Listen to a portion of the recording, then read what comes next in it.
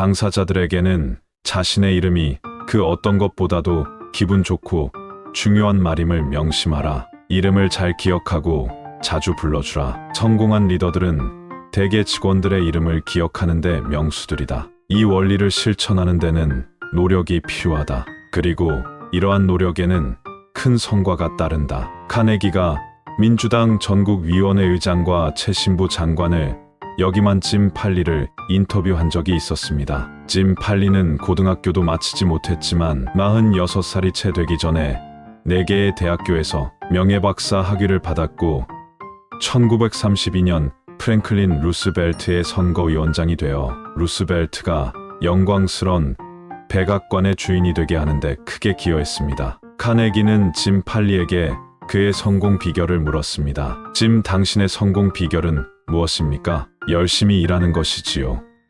농담이시죠? 당신은 나의 성공 비결이 무엇이라고 생각하십니까? 당신은 수천 명의 사람들의 첫 이름자만 말해도 그들의 얼굴을 모두 기억할 수 있는 분이라고 알고 있습니다. 아니, 틀렸소. 나는 5만 명의 이름을 기억할 수 있소. 짐 팔리는 젊은 시절 석고 회사 영업사원으로 일하기도 했고 스토니 포인트 지역에서 가게를 운영하기도 했습니다. 그때 그는 사람들의 이름을 기억하는 방법을 알아냈습니다. 그는 새로운 사람을 만날 때마다 그 사람의 성과 이름, 가족 사항이나 직업, 정치적 견해 등을 물어본 뒤 이것을 하나의 그림으로 정리하여 머릿속에 새겨두었다가 그 그림을 반복적으로 떠올렸습니다. 그 결과 1년이 지난 뒤에 그 사람을 만나더라도 그의 가족들 안부를 묻거나 뒷뜰에 있던 정원수 얘기까지 할 정도가 되었습니다. 루스벨트가 대통령 선거 유세를 하기 몇 달 전 짐 팔리는 하루에 수백 통의 편지를 각 지역의 사람들에게 보냈습니다. 그리고 기차를 타고 19일 동안 20개 줄을 순회했습니다.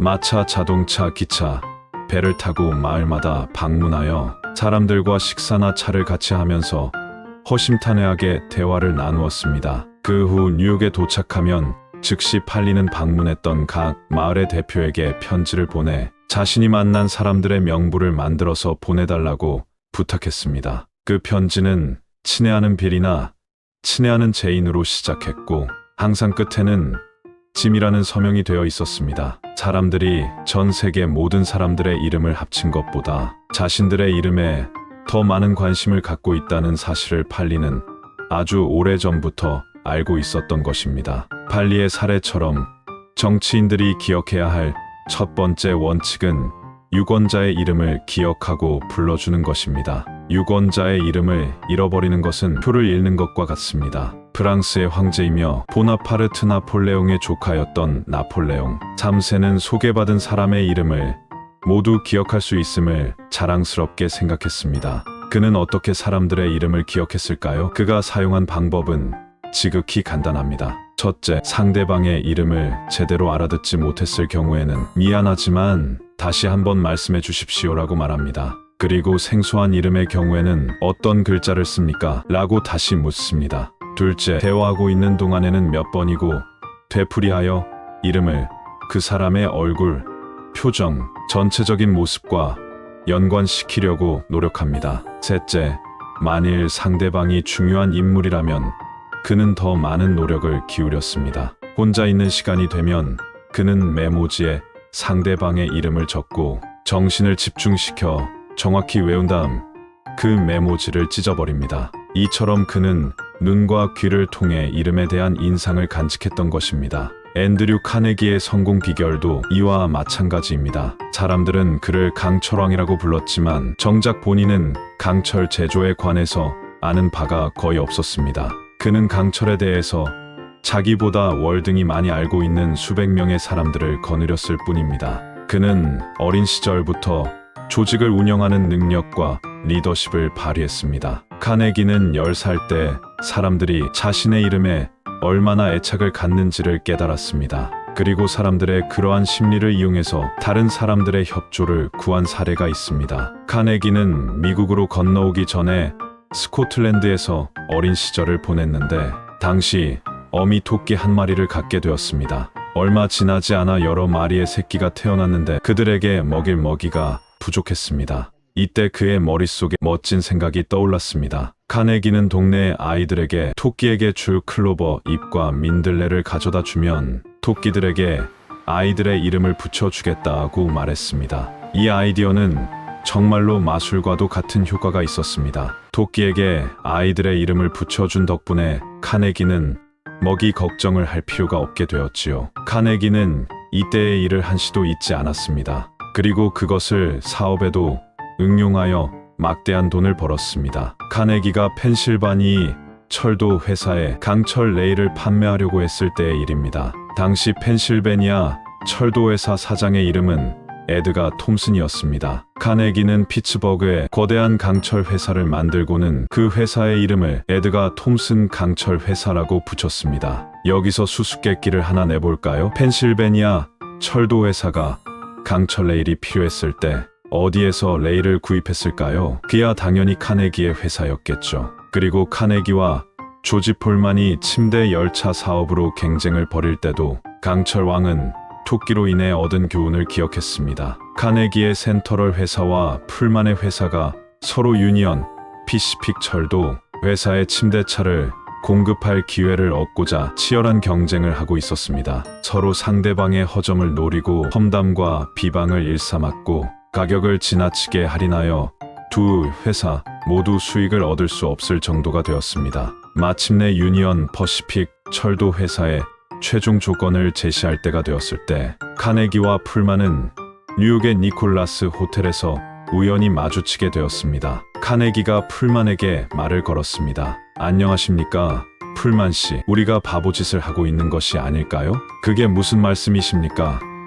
풀만이 물었습니다. 카네기는 마음속으로 생각하고 있었던 일, 즉 서로의 이익을 위한 두 회사의 합병에 대한 자신의 아이디어를 그에게 말했습니다. 풀만은 그의 말을 주의 깊게 들었으나 반신반의하는 듯했습니다. 잠시 뒤 풀만이 카네기에게 물었습니다. 그럼 새로운 회사의 이름은 무엇이라고 하겠소? 카네기는 즉시 이렇게 대답했습니다. 물론 풀만 팔레스 차량 회사이지요. 풀만의 얼굴 표정이 갑자기 밝아지더니 이렇게 말했습니다. 내 방으로 가서 좀 더 이야기합시다. 이 대화로 당시 산업 역사상 최대의 기업 합병이 이루어졌습니다. 사람들의 이름을 기억하고 상대방을 높이 존중해주는 카네기의 이런 행동이 바로 그가 성공한 비결 중에 하나였습니다. 카네기는 자기 회사에서 일하는 수많은 직원들의 이름자만 대도 그들의 얼굴을 똑똑히 기억하는 것을 자랑으로 여겼고 그가 직접 회사를 운영하는 동안 단 한 번도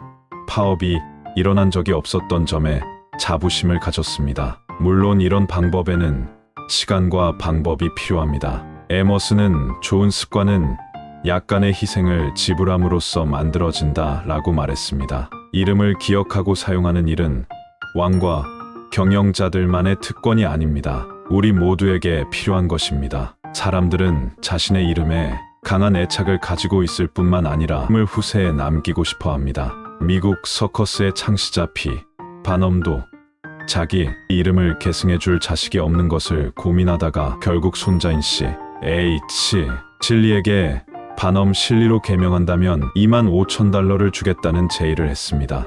오랜 세월 동안 귀족이나 명사들은 예술가, 음악가, 작가들을 후원하면서 그들의 자신의 이름을 넣었습니다. 도서관 혹은 박물관의 값비싼 소장품 중에도 자신의 이름을 후세에 남기고 싶어하는 사람들이 기증한 것들이 많습니다. 교회의 아름다운 스테인글라스에도 기증자의 이름이 새겨져 있고 대학교의 이름이나 건물들도 기증자의 이름을 따서 지은 것들이 많습니다. 사람들의 이름을 기억하고 자주 불러주세요. 누군가의 이름은 그 사람만의 것이며 이름은 개개인을 차별화시켜주며 다른 수많은 사람들 중에서 오직 그 사람만을 특별한 존재로 만들어줍니다. 개인의 이름을 사용하게 되면 우리가 전달하고자 하는 정보나 우리의 요구 사항들이 특별한 의미를 지니게 됩니다. 종업원에서부터 최고 경영자에 이르기까지 이름은 사람을 다루는 데 있어 마술적인 힘을 발휘합니다. 이 사실을 기억하지 않으면 어려움에 빠진다. 이름은 개인을 타인과 구분해 줄 뿐 아니라 그 사람을 독특하고 중요한 존재로 만들어 줍니다. 사람들의 이름을 꼭 기억해서 불러주세요. 그리고 이름을 부를 때 작은 칭찬도 곁들여 보세요. 그렇게 함으로써 상대방에게 특별한 감정을 심어줄 수 있답니다. 만약 사람들의 이름이나 철자를 실수하게 된다면 여러 가지 손해를 보게 될 것입니다. 회사 내에서 정보를 요청하거나 업무적인 협조를 필요로 할 때 상대방의 이름을 기억하고 정확히 부른다면 상대방이 제공하는 정보는 그 내용부터 달라질 것입니다. 이름을 잘 기억하기 위해서 먼저 상대방의 인상과 함께 명확하게 들으세요. 그리고 나서 마음속으로 여러 번 반복하고 대화 도중 자주 사용해 보세요. 마지막으로 헤어질 때 이름을 불러준다면 좋은 인상을 심어줄 수 있답니다. 이름을 지속적으로 기억하기 위해서는 어떤 광경을 생각하면서 연상을 해보세요. 중요한 것은 상대방의 이미지와 함께 이름을 반드시 기억하겠다는 의식을 가지는 것입니다. 고객의 이름뿐만 아니라 그 가족의 이름까지 기억하는 것은 큰 자산이다. 행동으로 옮겨보세요. 육은 사람의 신체, 즉 육체를 뜻합니다. 사람의 신체 모두가 중요하겠지만 이름은 특히 그 사람을 상징합니다. 매월 6일에는 만나는 모든 사람들의 이름을 잘 기억하고 자주 불러주세요. 누군가와 대화를 나눌 때 이름을 기억할 수 있도록 여러 번 반복해 보세요. 자신이 이름에 대한 값어치를 한번 매겨보시고 가치 있는 이름이 되도록 의미를 부여해 보세요. 인간 관계에 있어 마술과도 같은 힘을 얻기 위해서 이름을 잘 기억하고 자주 불러주세요.